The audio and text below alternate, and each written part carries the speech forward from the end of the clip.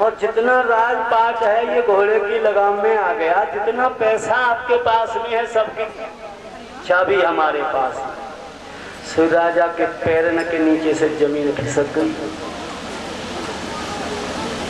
गर्दन झुका के खड़े होके कहने लगे, स्वामी जी तुमने हमें गुमराह करके दान मांगा है, लेकिन फिर भी हम सूर्यवंश के सितारे हैं। चंद्रमा आग उगलने लग जाए, सूरज ठंडा पड़ जाए, कच्छप के ऊपर बाल उगाए, चूहा बिल्ली को पछाड़ दे, गाय शेर को पछाड़ दे, पूरब से उल्टी गंगा पश्चिम को बहने लगे, पृथ्वी के अंदर से रुधिर की धाराएं प्रकट हो जाएं, इतनी विपरीतता के बाद भी हरिश्चंद्र की बाणी उल्टी नहीं हो सकती। स्वामी जी तो काहे बुझालन वालन की बातें करता हूँ, बस हमारा दे दो हम चले जाओ।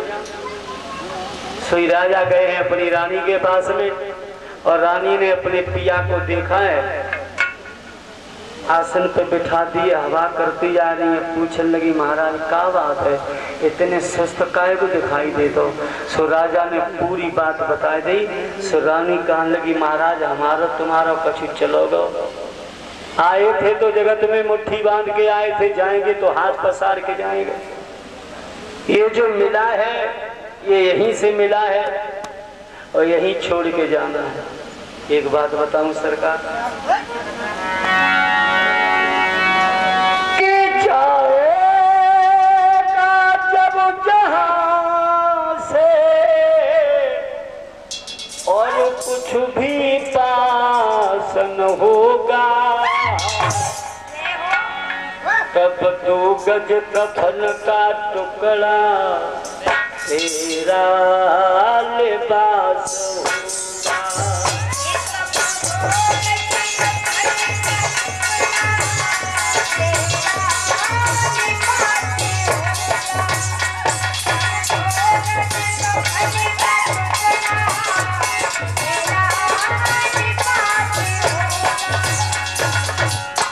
कुछ जाएगा साथ में, रह जाने के तरफ से घर वाले सब तेरे,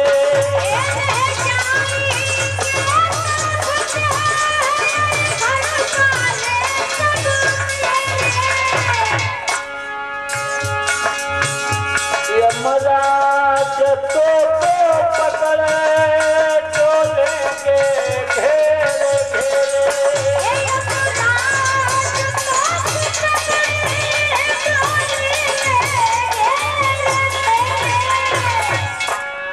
क्या होगा?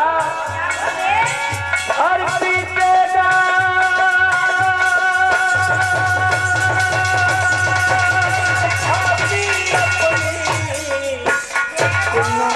जो पास होगा,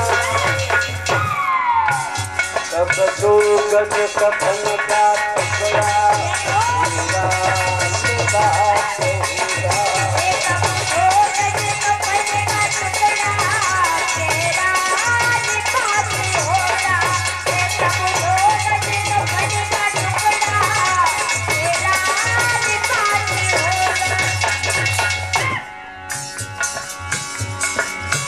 चुन चुन के लकड़ियों में रख देंगे तेरे बदन को,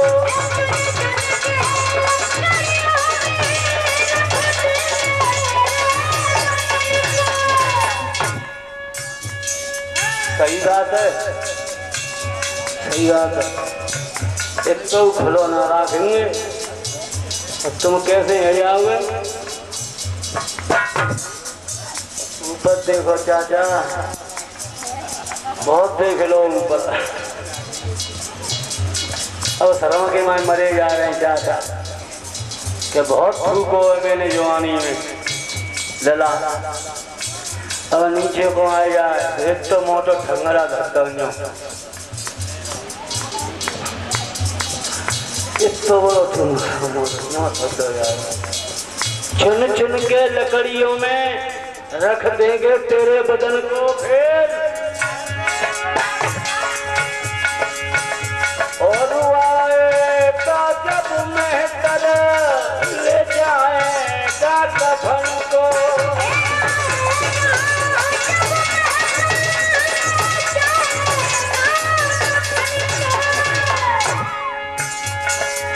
क्या होगा सर?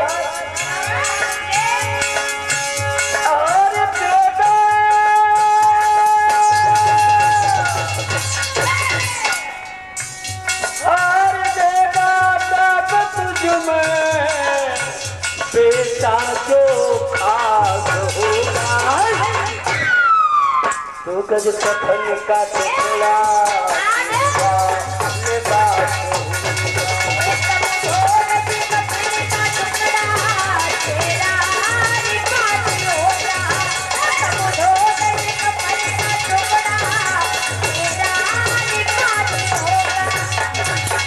क्या होगा? कंचन की काया तेरी, काया कंचन की, नाक में तो झूला निकल रहा है, कान में तो गिरीश निकल रहा है, आंख में तो लोनी निकल रही है, तो सब कंचन की काया। कंचन की काया तेरी पल भर में खाक होगी,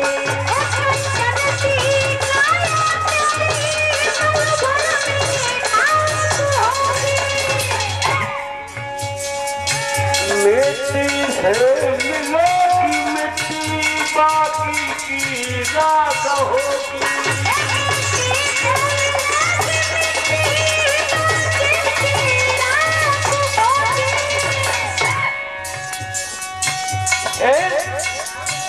हर घर है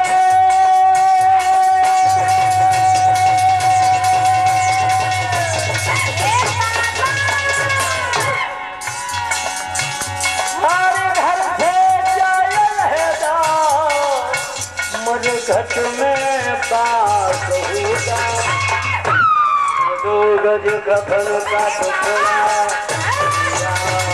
बात होगा।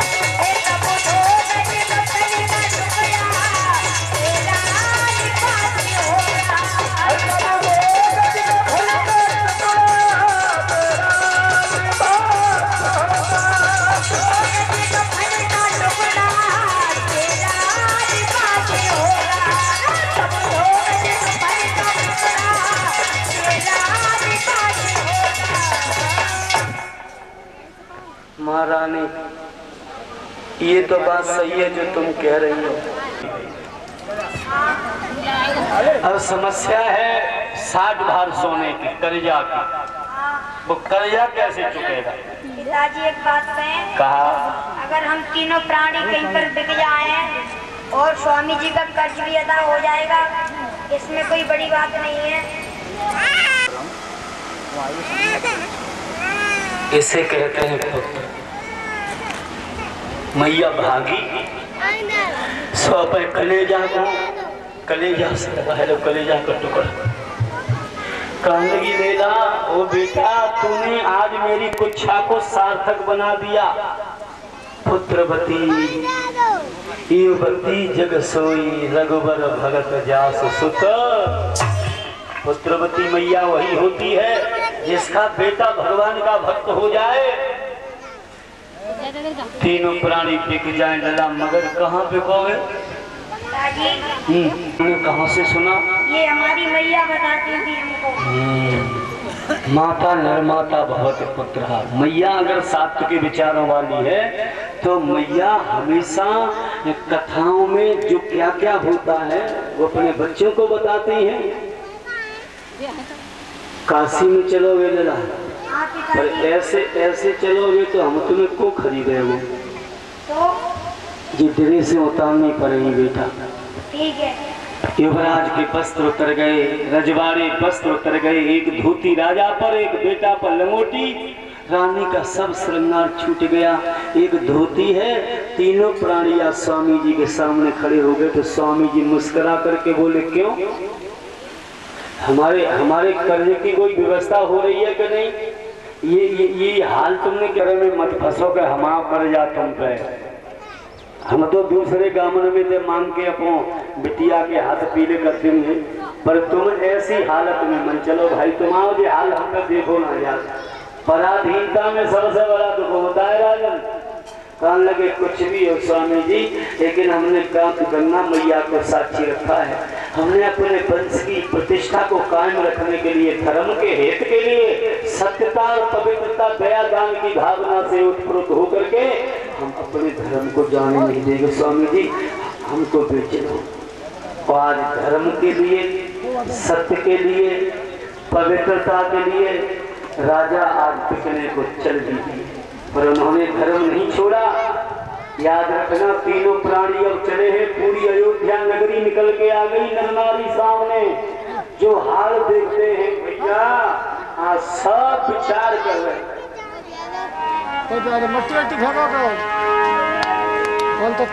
और गई अब उदासी छा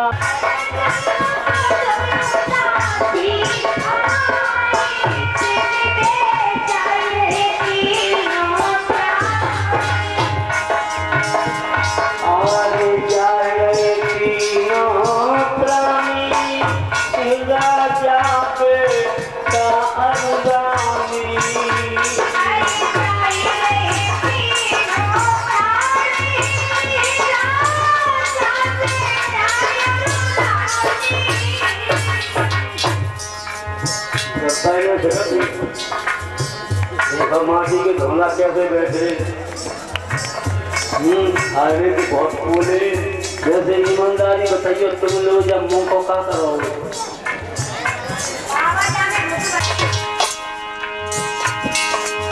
चले जा रहे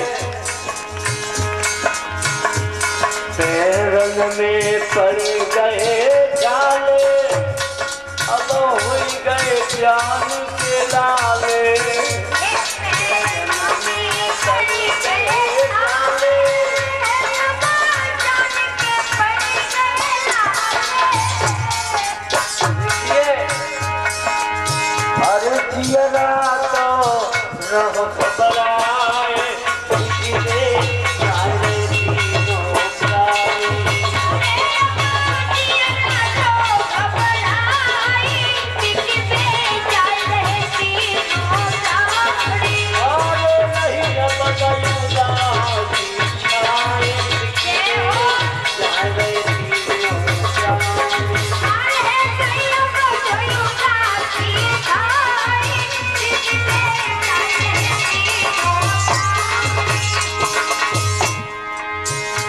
रानी ने कहा स्वामी जी, पैरों में छाले पड़ गए, घुटनों तक सूजने आ गई है, आप जी बता दो काशी कितनी दूर हो रही है। काशी, हाँ काशी अब बहुत दूर है, बिगड़ो सब रानी दूर है। काशी अब बड़ी दूर है,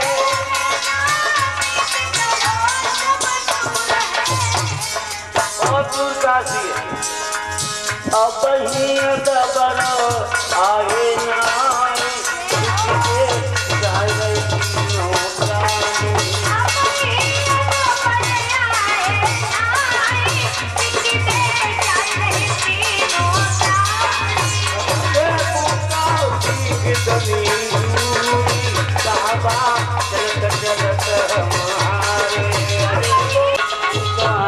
स्वामी जी हार गए तो सेताए ले और हम पानी ले आते, पग एक एक कदम आगे दूबर हो रहा है।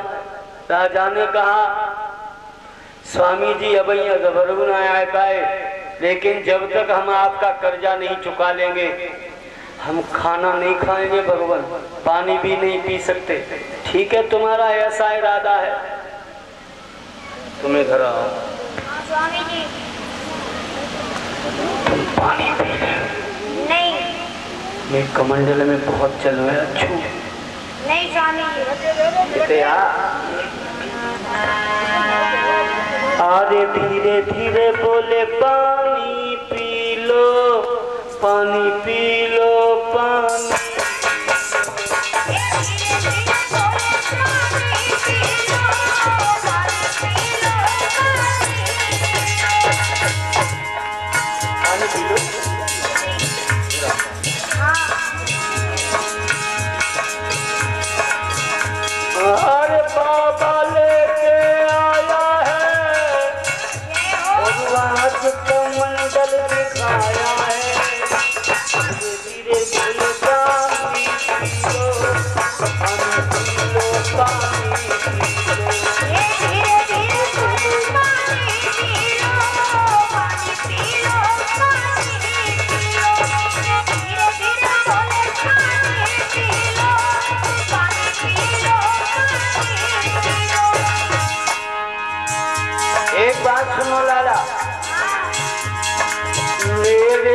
मंडल में है खंडोनी, बोले पानी पी लो ना होए अभी, बोले पानी अरे तो पी लो पानी, ये बाबा लेकर आया है, मुझे कहीं बोल सुनाया है, बोले पानी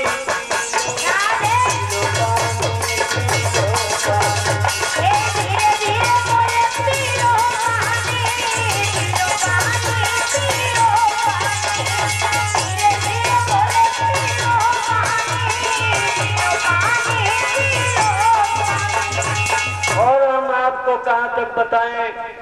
बेटा ने हर प्रकार से मना किया, और अगर तुम्हारा यही इरादा है